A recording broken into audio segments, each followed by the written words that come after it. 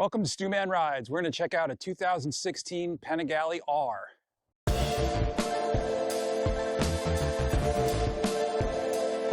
Hey, so this is my 2016 Panigale R. So the Panigale R was the homologation bike for World Superbike. This is an $11.99, even though they were making the $12.99 for the street.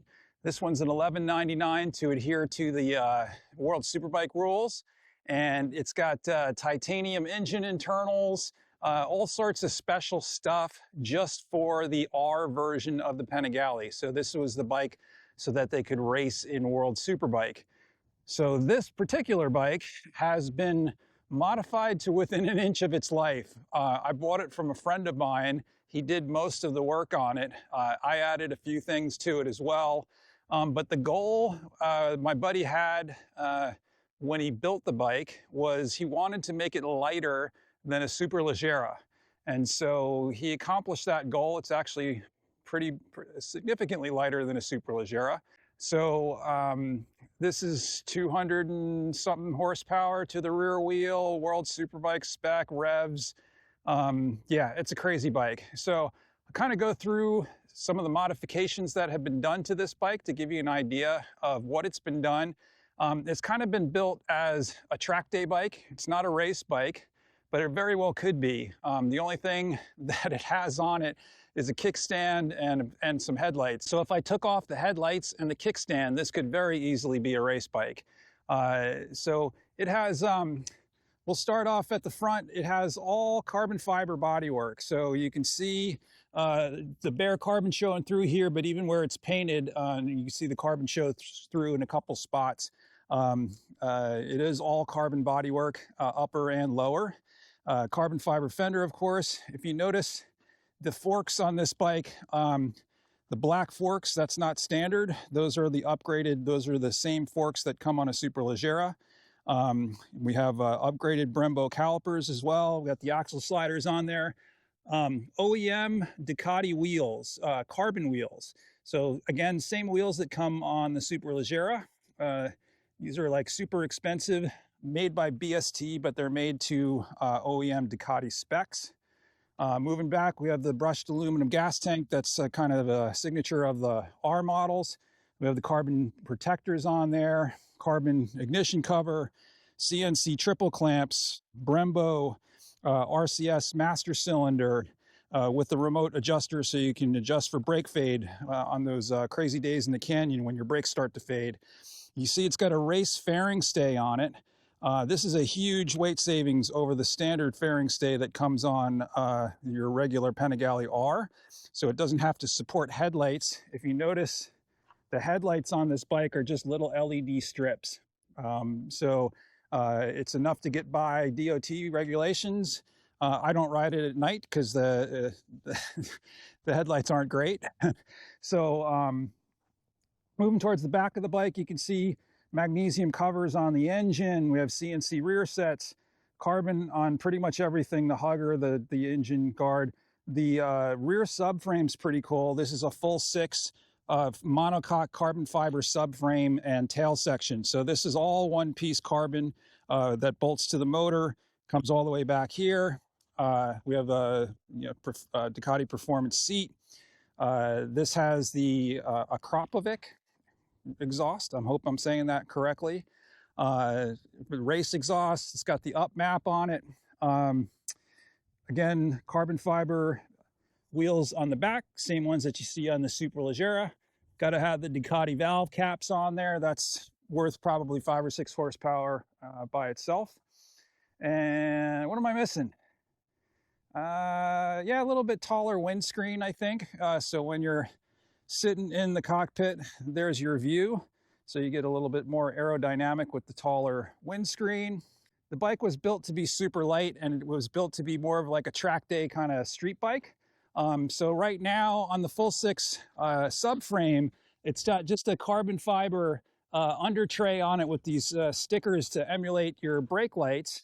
But full 6, you can also purchase the same under tray. It bolts right up, and then you just plug in your brake lights and your license plate holder. So I have that, so I can ride this on the street.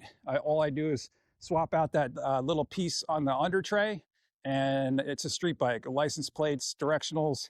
The directionals on the front are underneath these little winglets. So you have this portion of it lights up. So you have front turn signals. Again, the LED strips for headlights, and you're good to go on your canyon rides. I've had it for a few years now. I did a few things to it. Put the even the electronics holders behind the bodywork. So there's a big electronics package behind here, and that's all carbon fiber. I had that done. When I originally bought the bike, it had Rotobox carbon wheels on it. The rear wheel cracked, which you don't want on carbon. I was lucky I noticed it when I was cleaning the bike, and it had cracks like all around the spokes on the Rotobox carbon wheels. So I ditched those. One of them is actually a clock in my house now. I made a clock out of the rear wheel. And so, yeah, it's in a very expensive clock hanging on my wall now. But these BSTs, I think, are much higher quality. If Ducati has the confidence to put carbon wheels on their bikes OEM, then I have the confidence to put them on this and take it out on the track. So got some Dunlop Q5S on the rear, Q5 on the front. The only thing about the Q5S, the center section's a little bit harder. So if you ride on the street, you can, on the freeway, it's not going to wear out quite so fast. I don't really put very many miles on this bike. I think it's 3,000 miles or something on it right now. And I ride it occasionally. I'm that old man that rides his bike to the coffee shop and parks it out front and stares at it. And yeah, so I'm that guy. So one other thing I wanted to mention about this bike that's kind of cool, on the you have these up-down levers on the R. Not sure if these come on the R or if this is something that my buddy put on, but what these do is you can set them to allow you to adjust a lot of the electronics features. So you can set it so that you can adjust the wheelie control, the traction control, or I believe the engine braking control. So while you're out on the track, you can adjust one of those functions. So you have to set it before you go out. You say, okay, this session I'm going to work on the traction control. And so you set it on traction control, and then those buttons will ramp up or ramp down the traction control. So the electronics on this bike are pretty advanced. So you have wheelie control, traction control, slide control, engine braking control, quick shifter up and down, so quick shifter and an auto blipper, and many levels of adjustments for each of those features. So you can really dial it in between slide control and traction control. You can really dial in how much you want it to intrude when you start to get on the gas. I prefer to turn that stuff pretty far down. I don't like it to hold me back. I'd rather kind of feel that. But it's nice, you know, it does catch sometimes if you get a little bit greedy on the throttle and it gets sideways, the traction control or slide control help catch that sort of thing. But really nice on this bike that they have that quick adjustment. I typically have the bike set up with engine braking and wheelie control and all that stuff the way I want it, and then I just leave that on traction control. So if you're riding and the tire starts to get a little worn or something, you can crank up the traction control a little bit on the fly. So very nice feature of the Panigale R. I wish I had that on the later model V4 Panigales. Their menu system to get into the traction control or any of that stuff is like not something that you can really do while you're riding. It's just there's too many options and stuff you have to go through. So yeah, neat stuff on the Panigale R.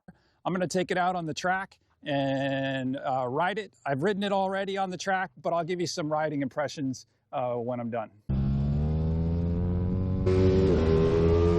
Chuckwalla Valley Raceway on the front straight on the Panigale R. So first thing you'll notice about this bike is the sound. It just sounds awesome. I love V-twins. I love the deep tone that they have. This one sounds a little bit different because it revs so high that it's not like the typical V-twin where the RPMs are usually a little bit lower. You can rev this thing out a bit, and yeah, it just sounds awesome. But it has the typical characteristics of a V-twin, which is A lot of torque down low and a little bit more engine braking as well. And on this one, it's funny because, you know, twins, typically the power drops off in the upper rev range, and this thing just kind of pulls all the way up to red line pretty fast. If you're not paying attention, it's real easy to hit the rev limiter on this bike. But as you can see, like coming off the corners, when you get on the gas on this thing, it just goes. I mean, you gotta hold on. It'll stretch your arms a little bit. But going by people on these short straightaways here at Chuckwalla is no issue when you got 100-something foot-pounds of torque and 200 horsepower underneath you. Especially on a bike as light as this one. You can see, like, going into the corners, it flicks into the corner really quick, gets on the line very, very quickly, holds its line really well. The brakes on it are really good. Not a whole lot of hard braking here at Chuck. This corner right here, a little bit of braking, but probably more going down to turn 1, turn 2 is where you really get to use the brakes a little bit. Yeah, you can see, like, every short corner here, the bike just comes off the corner super hard. And then corner entry speed on it's pretty fast too. So, you know, Chuckwalla is a very flowing track, so not a lot of super hard acceleration zones from low speed.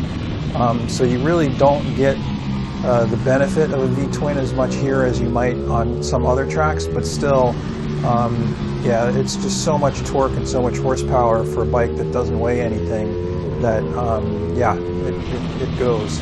So coming up here on a couple other bikes, I believe these are both thousands. I'm not exactly sure.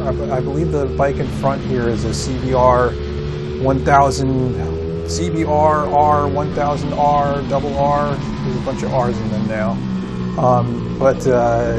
You'll see here when we go on to the back straight, the amount of power and torque that this thing has. It's just anybody in front of you quickly fades into the distance behind you when you get on the gas.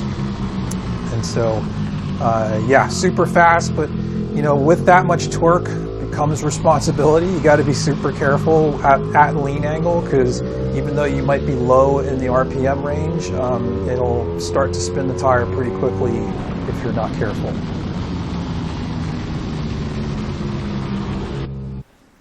End of the day, got done riding the Panigale R out here at Chuckwalla Valley Raceway and had a fantastic time. This bike is a beast.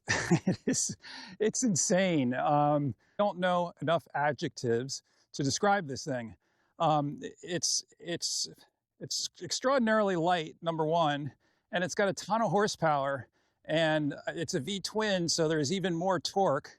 And it revs to, I don't know what the red line is, but I think it's like, you know, 13 grand, 14 grand maybe. I don't know. It's ridiculous for a V-twin, and it gets to the red line like immediately. So if you aren't in the right gear, you got to shift really quick. It'll creep up and hit the rev limiter really, really fast. It's got so much torque coming off the corners. It's astounding.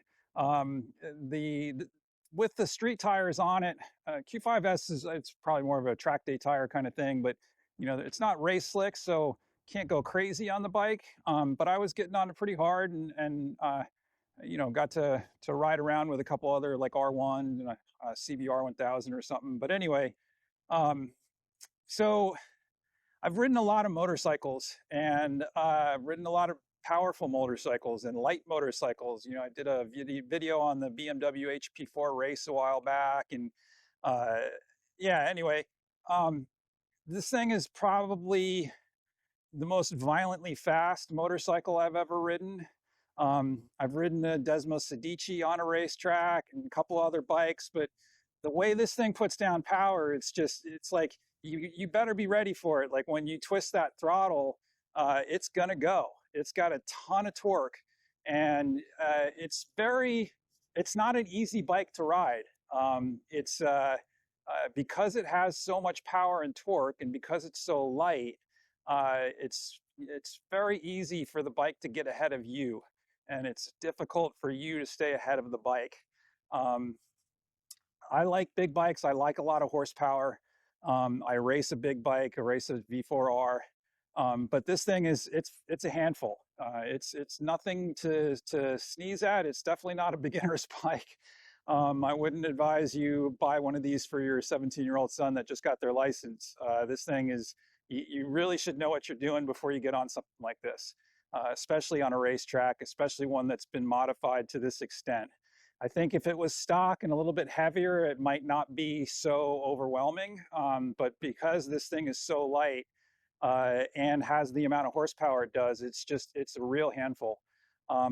However, that aside, like if you take advantage of that, you can go really fast on it. Like down the back straight, thing's super fast. Getting into the corners is fantastic because the thing is so light, it just flicks into the corners like it's nothing. I don't want to say it rides like a 600 because 600 doesn't have the power, right? This thing goes into the corner like a 600, but then you got to be super careful when you get back on the gas. So yeah, it's an insane motorcycle. Super happy that I own it and I can ride it whenever I please, especially being able to take it out here on the racetrack where it belongs. So I think that's about it. That's my riding impressions of it. If you like the video, give it a thumbs up. I'll try and do some more of these in the near future. Subscribe to the channel so you'll be alerted when I do that. And thank you very, very much for watching Stu Man Rides.